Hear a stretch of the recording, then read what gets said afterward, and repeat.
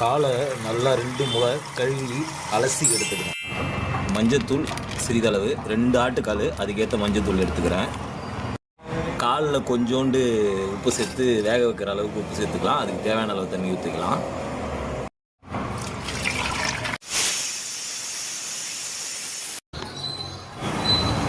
கல்லுப்பு ஒரு கை,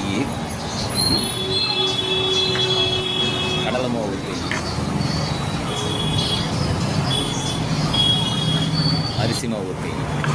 இது வந்து ஒரு 12 கால் சூப்புக்கு செட் ஆகும். இதில் கொஞ்சம் கொஞ்சமாக தண்ணி ஊற்றி கட்டி வராமல் கலந்து எடுத்துக்குவோம்.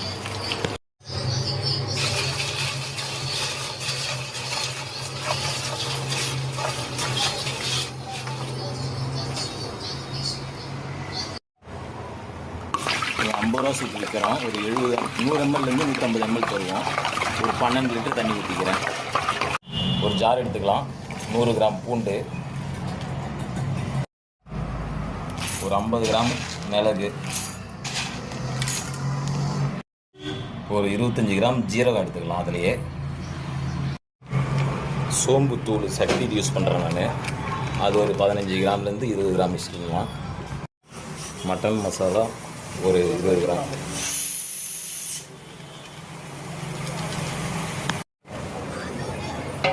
இந்த முதல்ல கலந்து வச்சுக்கிறோம் இல்லைங்களா, அந்த வந்து முதல்ல கொதிக்க விட்டுறணும். தனியாக கொதிக்க விடணும். நல்லா சூப்பு இப்போ பால் போல் பொங்கி வரும். இந்த ஸ்டேஜில் நம்ம வந்துட்டு வேக வச்சுக்கிற காலை இதில் ஊற்றிடலாம்.